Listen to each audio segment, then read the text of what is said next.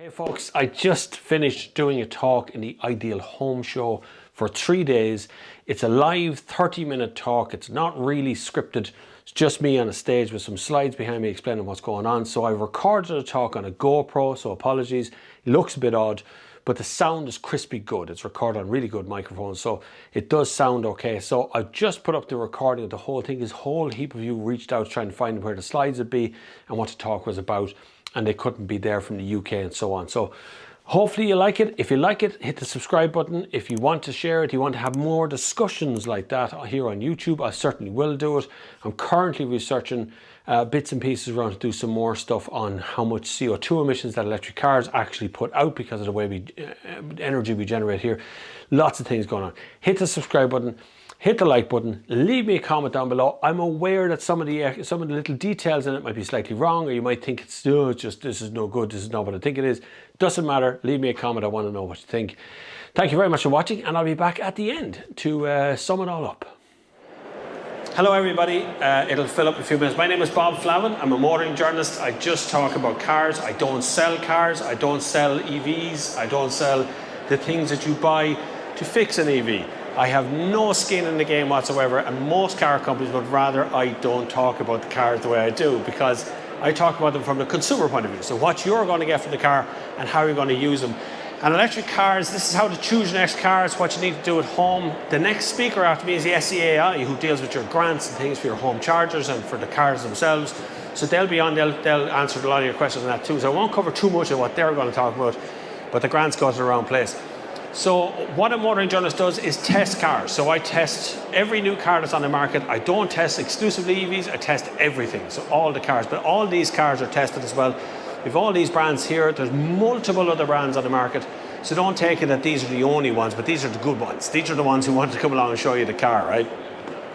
So electric cars will not save the world. No matter what the marketing people tell you, no matter what happens next, making new things, mining new things, destroying and creating new things from the start will not save the world. What will save the world though, however, is cars that come as carbon neutral. So cars that set out to be made, to be recycled at some point.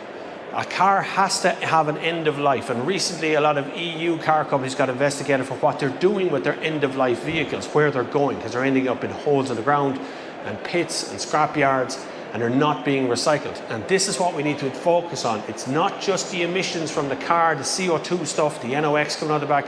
It's what happens to the car in its lifetime.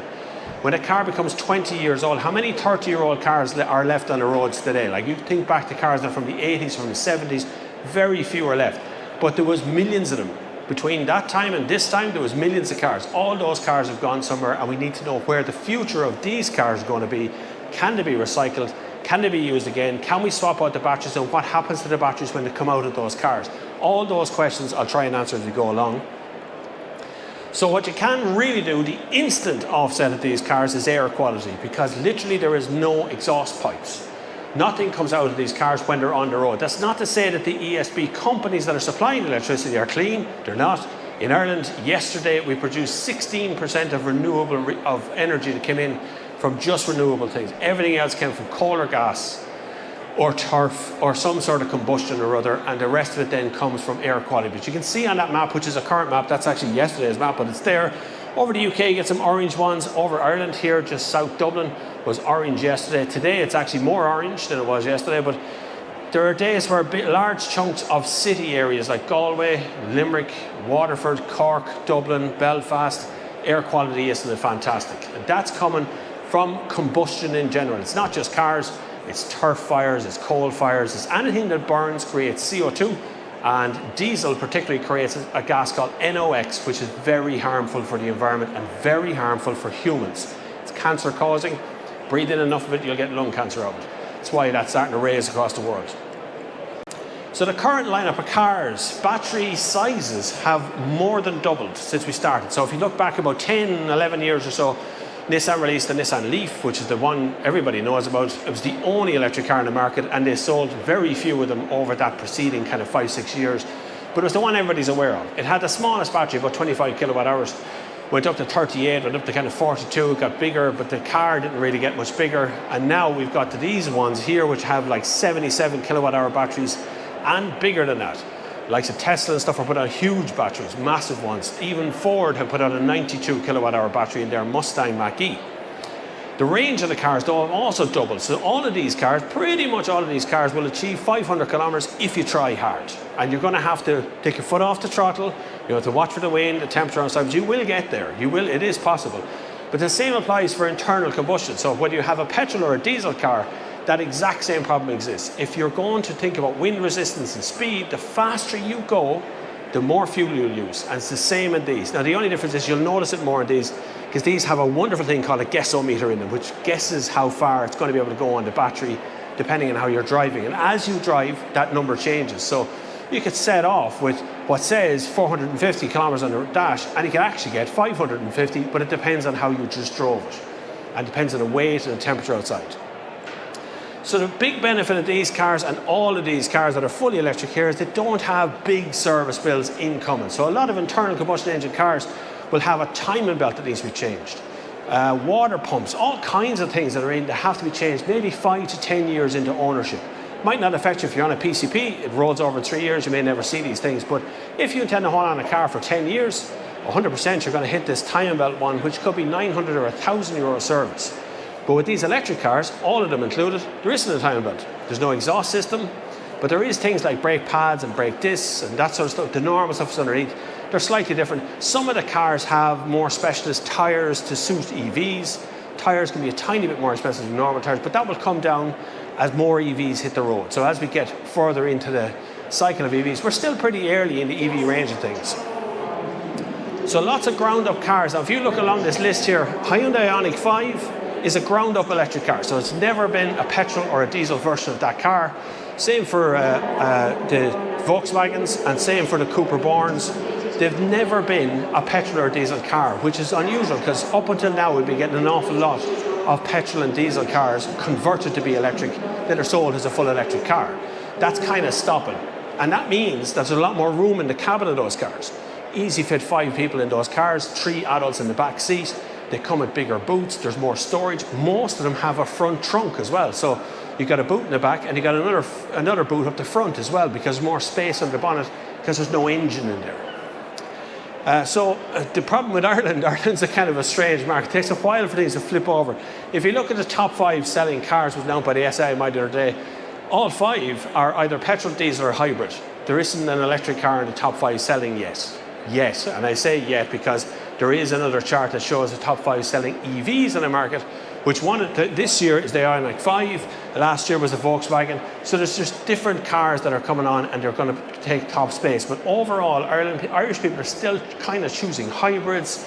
They're still kind of on the fence about things. I think some of that comes down to price. So the public charging network is the first thing you're going to encounter. So everybody who buys a new car, you all know this, if you've ever bought a new car from a dealership or even a used car, the first thing you do, jump in the car and go for a drive, right?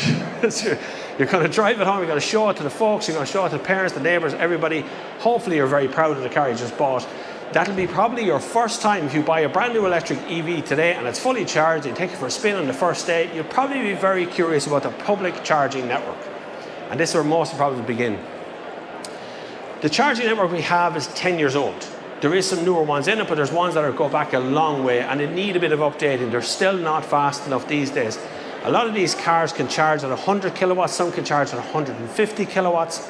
So those cars, when they reach a charge point, if the charge point can only charge at 50, then it's only charged at half its possible speed. So we need some upgrades on the charging network. Some of those upgrades are taking place, but ESB Networks, the EV division, isn't getting enough funding. They're just not getting it. A lot of other companies are at it as well. So there's not enough fast charge points, and I count as a fast charge point these days 150 kilowatts. The old fast charge was 50. But 50 in these big batteries, like Ioniq there has a 77 kilowatt hour battery. EV, the Volkswagen's ones are the same. A half an hour at a 50 kilowatt hour charger won't get you a full tank, not even nearly. 45 minutes, an overstay fee cuts in, which I think is a $5 you have to pay to the ESB for being there too long. So 45 minutes still won't charge these cars to full. So there's this problem of the speed of the charger now doesn't match the size of the battery. It's like having a massive fuel tank in your car, but it only fills at 1 litre per hour. It's very slow. Also, when you're charging a car, electric cars, it's a bit like throwing a can of Coke into a glass. It fizzes to the top, so it has to slow down to fill the glass up with liquids. So if you pour too fast, which is what happens when you plug in the charger first, after about 5 or 6 minutes, that starts to reduce the speed, then it reduces the speed more until eventually you get a sort of a trickle charge toward the end of your charge. Some charge points, new charge points or planned charge points, have been bogged down in planning for years. Literally years. They've been planned for a long time. They've never gone ahead because of planning permission. But it's more to do with the ownership of land as well, which also plays a big factor. Some petrol stations are owned by the petrol station, but the land that it stands on is not owned by the petrol station, it's owned by somebody else, and they have to get permission to do this, and they get greedy in the middle as well. Something that has to go, signing up for a public charge point. Your first time you ever reach a charge point, you walk up, you tap the screen, and then it starts asking you to make an account. That's gotta go, okay? We should have tap and go. We spent 2 years now tapping our cars, tapping our phones, tapping our watches. We're used to just going bink and walking away and not thinking about it.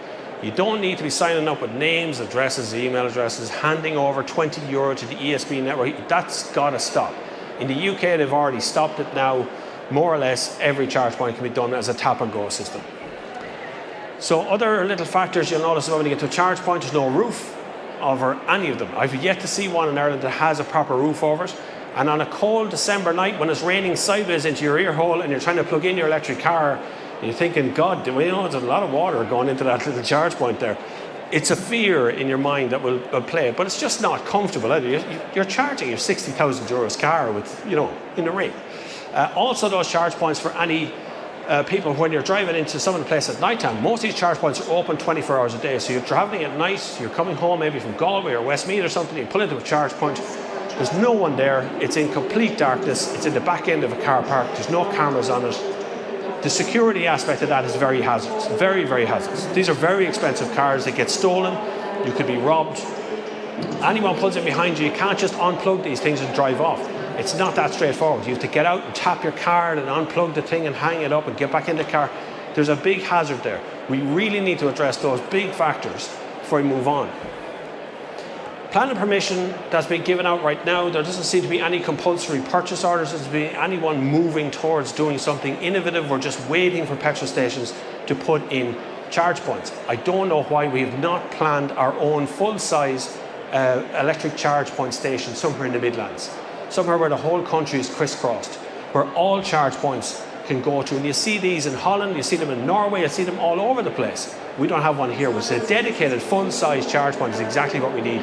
20 fast chargers, 15 or 20 slower chargers, and some 7.4 kilowatts inside a shopping centre of a shop. Then you're done. Everybody will be able to go to one spot. It's a small country, but you can crisscross it. Like I live in Portlaoise. We have two fast chargers in junction 17, and there's another fast charger in the town. There was queues on Patrick's weekend for those chargers. So only two chargers, so only 2 cars can charge at once. So there's 4 or 5 cars, and they're all parked around this one charger, all waiting to get a go at it. And everybody's been really nice and cordial and going, yeah, I'm sorry, I'll be off charge. But it does become this moment of, well, I have to get to Cork. I'm in a much more of a hurry than you are. So you don't want that kind of argument to build up here.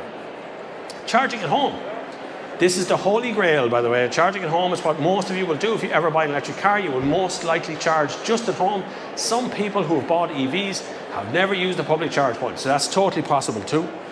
Charging at home is by far and away cheaper than anything to do with on-charging, street charging, or petrol and diesel. You will save thousands over petrol and diesel costs, particularly at the moment. If your mileage is 50,000 kilometers a year, and if you're a determined electric car user, you could literally save thousands over the year on petrol and diesel from every fill. I see multiple reports of people costing maybe 20 to 40 quid for a 1,000 kilometer range in their car. That's a lot. You think about that kind of range versus petrol and diesel, it's incredible savings. Now the cars are more expensive than petrol and diesel to buy. There's the offset. It'll take a while to break even.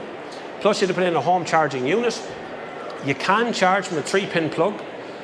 But what happens is when I tell people they can charge with a 3-pin plug, they take out a great big extension lead, they plug it into a socket somewhere at the back end of a wall, they drapes it across the ground, they plug in their lawnmower and their car and charge it all at once. And then it melts. Right? So you can charge them from a 3-pin plug, but you do need an adapter to do it. There is an adapter. All the car companies in Ireland sell the adapter with it. Some of them give it away free. and all of those go into a standard wall socket, and you'll be able to charge from home. It's very slow. A fast charger or a home charger, 7.4 kilowatt, is twice the speed. So you'll charge it twice the time. So some energy companies in Ireland offer a special EV rate for EV owners. So if you own an EV car, you tell them you have it, and they will give you a special rate that coincides with you charging that car at certain times of the day or night. Particularly with smart meters or night meters, they will allow you to do that. Be very aware, night meters sound like a really attractive thing, but unless you move all of your electricity use or a lot of your electricity usage to that night rate, you won't save a penny, because your day rate goes up to compensate for you having a night rate meter. Okay? So you'll pay more for your electricity during the day, less at night time. But if you just still plug in your car during the day, you're going to spend a fortune. So power storage is the next thing for home. We just don't have enough batteries to do this yet. So if you put on solar panels on your roof, they charge a battery that's attached to your house. That battery uses software to decide whether it's going to charge the car or use your house from it. And in actual fact, you can go down to a zero cost electricity for you at home. If you do it properly, it's cost a bit of money. You're talking about 16,000, 17,000 euro for a conversion. It's not cheap, but you can eventually get to a point where you're using nothing from the grid. You're actually supplying the grid with electricity at the moment for free. If ESB had pulled their finger out and give us a price for how much they want to pay us for that, more people would do it. But you can imagine that you'd have a network of people, a whole housing estate could do it in a bulk buy situation, be able to put in this sort of stuff, all work together with their own little substation. This is getting pretty serious. This has been done already. Their own little substation. So all of them are off the grid 24 hours a day. They never actually go on the grid in the first place. They draw from each other's batteries right there in a very small neighborhood. That's totally possible and can be done today, but it's shortage of batteries, as all the car companies want to take all the batteries. That's where all the batteries are going at the moment. Off-grid living is a possibility in Ireland. This country has weird laws. You can never actually be fully off-grid. Even if you're going to build a house, you still have to pay to have yourself hooked up to the electric network. You still have to pay a standing charge. Whether you use their electricity or not, the standing charge goes to support the network. So no matter what you do, you can't properly, I'm sure you've seen off-gridders in the US where they're living up in a mountain and they're attached to nothing. You can't do that here under our laws. You can, but you'll have to connect them eventually. So right now you're in the middle of a revolution. I'm sure the people in the Industrial Revolution didn't know they were in the middle of a revolution, right? But you're actually in the middle of a revolution right now. It's an energy revolution. Solar, wind, tidal, renewable energies, you're in the absolute middle of that. We have never invested so much money in the history of human beings on Earth in renewable resources as we have in the last 10 years. We have invested trillions of euro to try and figure out ways of using less environment stuff and more of our own tech to survive with. So instead of creating new things all the time, we should be generating ways of keeping things on the road for as long as possible. That's kind of what we're doing. These things have to come in before we can get rid of what's currently polluting the environment, which is internal combustion. Other fuels, this gets thrown at me the whole time. Every time someone comes in, well, electric's not the future, hydrogen's the future, really? Yeah? No, it isn't. Hydrogen is very CO2 intensive to make in the first place. So to make it and store it, we have no network to supply it. We don't have any hydrogen filling fuel stations in Ireland. There's one being built in Belfast at the moment. That one is going to supply the bus network up there, well, a limited amount of bus network up there as an experiment. But we don't have anything down there, nothing. We don't have any infrastructure for hydrogen whatsoever. We'd still have to mine stuff from the ground to make hydrogen. Platinum and iridium will be two of the precious metals we have to take out of the ground in mining process. So hydrogen in its production would have to account for that mining process as well. So even though hydrogen, the offset of hydrogen is just water dripping out of the tailpipe of the car, everything up to the production of that is higher CO2 intensive than creating batteries. And when you start taking in that cobalt, which is one that everybody keeps throwing out, cobalt is child mining in Congo, and yes, that's true from the past, not anymore so much. Cobalt is more used in the production of internal combustion engine cars than it is in electric cars. So it's been used all along by the petrochemical industry to clean their fuels. So cobalt is in there too. Any mining is bad. Any mining coming out of the ground, anything we're going to do to drill down into the surface of the earth to pull things out of it is always going to be harmful for every environment. So the less of that we can do, the better. And right now, Tesla have been the first one to hit the market with cobalt-free batteries. So no mining involved getting cobalt out of the ground to make their batteries for Tesla. And that's just Tesla at the moment. That doesn't account for every other manufacturer that's sitting over there who isn't doing that at the moment. But it will come.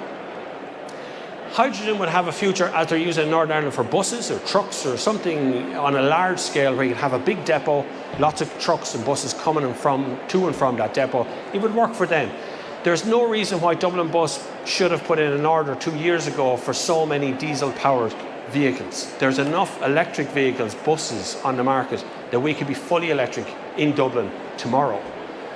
In actual fact, if you go back to about 1920, all of the tram system in Dublin, which we ripped up in favour of the cars, were all electric with overhead gantries. There's loads of footage out there right now with all of the gantries that are fully electric trams that were running through Dublin from 1900 to 1929, 1930. It was all electric. When 1930, when the car started coming in large format, we started to pull up some of those trams and eventually got rid of it. Now we're putting it all back down again for the Lewis, right? So you have to build it all again. So we go forward to go back. We take the information we got and we make balls of the information, then we put it out where we think we should be. And that's what really happened in Dublin. We could have been #1 in Europe had we just left the trams alone. A bit like Austria did, they left their trams. Now it's a tourist attraction going their trams. So how to choose your next car? Should you have petrol, diesel, hybrid, PHEV or BEV? So PHEV is plug-in hybrid electric vehicle. So it's got an internal combustion engine and it's got a big battery in the boot. Batteries go from about 40 kilometers to maybe 80 kilometers. BMW is charging about 80 kilometers a moment. So they're in there. BEV is battery electric vehicle. That's fully electric. One of these cars that are here. What you do is look at your current average mileage. That's the first thing you look at. Now, if you have an NCT, it's on your NCT cert. It records your mileage every year, so you can see your average mileage really quick. If your average mileage is about 20 to 30,000 kilometers, you will easily replace your car with one of them. Now, you can also look at your average single journey. Did you know that the average Irish car sits for 18 hours a day and doesn't move an inch? It just sits there. It does nothing, right? You drive to work, 8 hours in work, you might tip out for lunch, but it's about 8 hours sitting there on its own. You drive home, you park up, 10 o'clock at night, you're not going back out again, car parked there until the next thing tomorrow morning, 7 a.m. it starts its journey again. So the whole time that car is sitting there, it's doing absolutely nothing.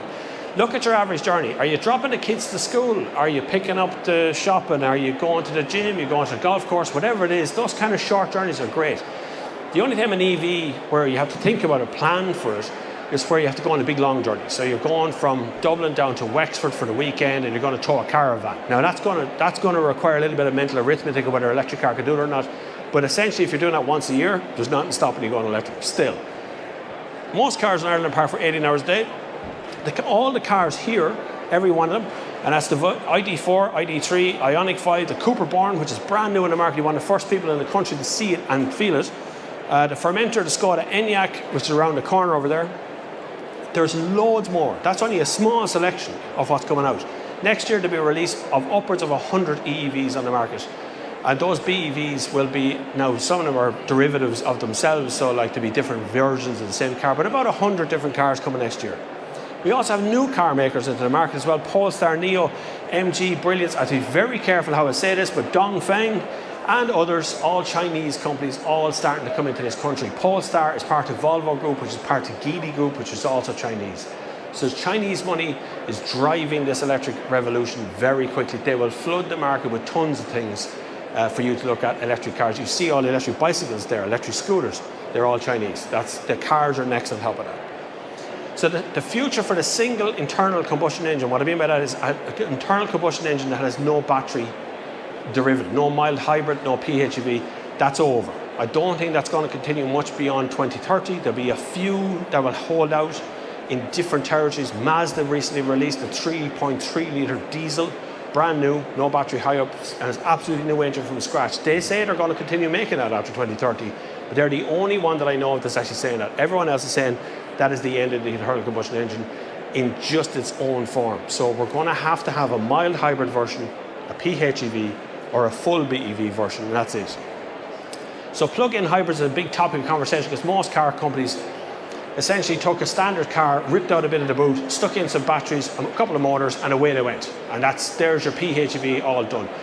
If you can make a PHEV work very well, if you're literally able to plug it in every day and you never have that engine coming on, you probably should have bought a battery car in the first place. It's not helping you, you know. For that single journey you might make to go down to Waterford twice a year, you bought a PHEV, it probably wasn't worth it. You probably should just went straight BEV and be done with it. It's just not going to help unless you want to tow something, or you're going off-road, or you have some special purpose where that car is going to be of use to you in another way. Then maybe you think about it already. So the changes to come, there'll be a lot of changes to come as we're still finding our way into this BEV electric market at the moment. There are grants at the moment. SEAI will be on a stage next. They're going to talk about the grants you can possibly have for your car and your home charging unit. They changed a little bit a couple of years ago, took away the PHEV grant, and they've reduced everything else down to 50,000, 60,000 euro. They want to stop doing that because the grant isn't fair. The grant actually goes to the car company. It doesn't go to you at all. It goes to them. A lot of the cars went up by 5 grand, a bit like you've seen in the petrol prices recently, right? As the government said they're going to knock 15 cent off excise duty and everything went up by 15 cents, right? So that's what happened with them as well. So you get a grant of 5 grand. You get a VRT rebate of 5 grand, it's 10 grand off the car, but all the cars are like 50, 60, 70 grand, right? Even a Zoe entry level is 35 grand. It's still pretty expensive for what you're going to get out of the car. So they're still too expensive. Grants for home charging will remain.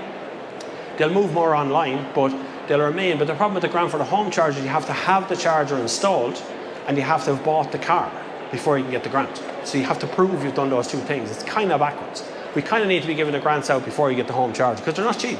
1,200 euro for a grant or for a charger, and 600 of that comes from the grant.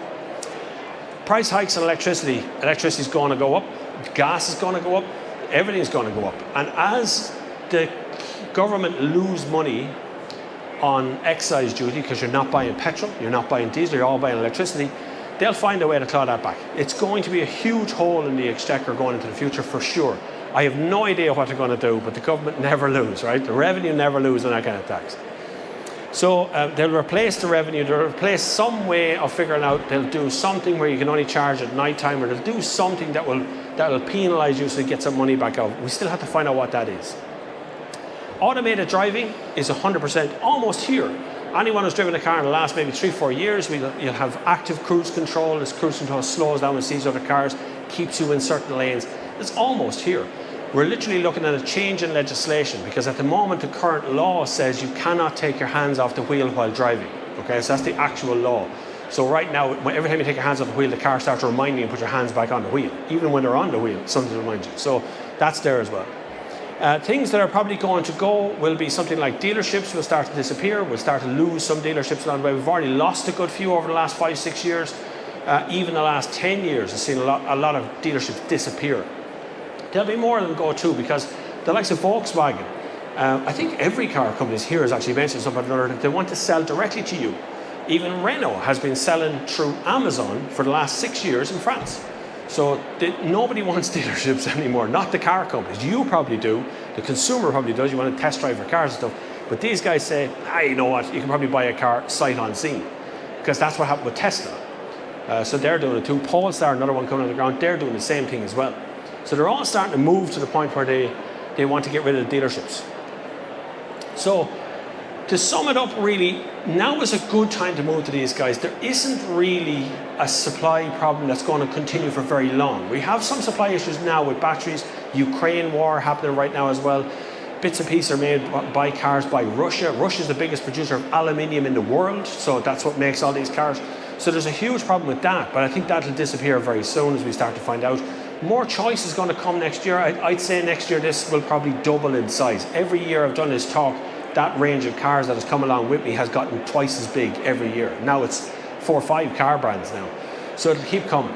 And I think that's going to happen for you. It is a wise thing to do, to really think about how much you want to invest, how many miles you do per year. The more miles you do, the more money you're going to save on electric. That's simple as that. If you're doing, don't get me wrong, if you're doing 6,000 kilometers a year in your 1.6 litre petrol, you're going to save nothing because you're only putting about 20 quid a month into your car, right? So it's just not, the financial outlay is going to be huge. But for future-proofing yourself, for sure, there's no way the range of this is going to get much higher. We're not going to have 1,000-kilometre batteries. I don't think that's going to happen in the next 5 or 6 years. Battery technology needs to move to solid state. We need to move to all kinds of other purposes have to happen before that will happen. I think this is as far as we're going to get. 500 to 700 kilometers would be realistic. So if you want to find me, you want to ask me any questions, I'll be here for a little while afterwards. But that is my YouTube channel. There's about 1,000 car reviews on our YouTube channel, all in video. All of the electric cars on the market in Ireland have been reviewed on that channel as well. If you want to look at the actual reviews belonging to the cars. But if you want to find me, just Google me. Just Google Bobflavin and I pop up all over the place. I'm absolutely everywhere. We have a couple of minutes for questions, I think, Rosie, have we? One. We can take one or two questions real quick. Have we got any questions? Any burning questions? I know I'm like a wall of information that comes at you. I know it's so much over and a half an hour. It's okay though. That's all right. No problem at all. Thank you very much, everyone. One gentleman, he's been touching the stand. Yep. If anyone wants to stay out, SEAI is talking initially. I'm going to hand over to SEAI. Thank you very much, everybody. Thank you. Hopefully you enjoyed that little talk. That was 30 minutes. You have to remember it's live, so it's often very hard to remember the exact numbers and stuff on the screen when you're trying to do something live in front of a group of people in front of you, like hundreds of people. It's a lot of people come to these shows. So there's a lot of pressure on the stage, which is kind of good. A lot of, I suppose, certain car companies wanted to make me feel slightly intimidated on the stage because they don't want their cars mentioned. They actually had some script from some people, some guidance from a certain car company as well, but that's neither here nor there. That's my job as a journalist. That's my job to understand that. Really the detail that we put up on a stage there is as much detail as I could condense into 30 minutes. I'd love to have longer. There's so much information to kind of drill down through as to whether we're going the right direction, wrong direction. We seem to be going in a good direction, but I'm not sure it's entirely for the right reasons, but we're seeing the results of all of that. Anyway, I'm aware some of you is going to go, it's kind of dark brown, but I do actually, believe it or not. I live in this world of internal combustion, electric, PHEV, meeting the designers, meeting the engineers, meeting the battery technicians. You meet all these people, so you gather information together, make up your own mind. But that's also the job of a journalist. So I'm sure there's people out there who are experts in the whole thing, want to do their thing. That's okay too. Leave a comment down below. I want you to be involved in the discussion. I want to drive this forward. I want to drive this forward in an independent way. I don't want the crap that attaches itself to this or vested interest taking the best out of this. So leave me a comment down below. Let me know what you like. If you liked what you saw, you know what you got to do. Hit the subscribe button. Thanks very much for watching. And until the next time, I'll see you on the far side.